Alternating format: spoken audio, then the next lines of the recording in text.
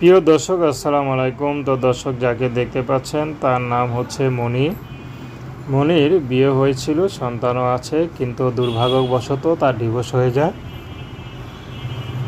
তো মনিকে জিজ্ঞেস করা হয়েছিল যে কেন ডিভোর্স দিলেন। তো মনি কেঁদে কেঁদে বলল, আমি ডিভোর্স দিইনি। আসলে কখনো একটা মেয়ে চায় না যে একাধিক পুরুষের সাথে থাকুক।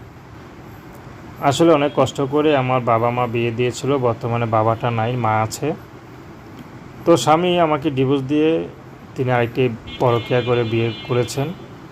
তো আমি চেয়েছিলাম স্বামী আরেকটি বিয়ে করুক, তারপরও জানি আমি এক স্বামী ভাত খেতে পারি, কিন্তু না, সেই দ্বিতীয় স্ত্রীর কথায় স্বামী আমাকে ডিভোর্সে দেয়। এখন তা থাকা যায় না, তাই আমি এখন মার কাছে এসেছি। তো আমি চাচ্ছি ভালো একটা মানুষ, যার মনটা ভালো, তার ঘরে যদি একাধিক স্ত্রীও থাকে, মনি রাজি আছে। তো দর্শক, এই ছিল মনির জীবনের সংক্ষিপ্ত জীবন কাহিনী। প্রেম, ভালোবাসা, বিয়ে শাদী করা একান্ত আপনাদের ব্যক্তিগত ব্যাপার।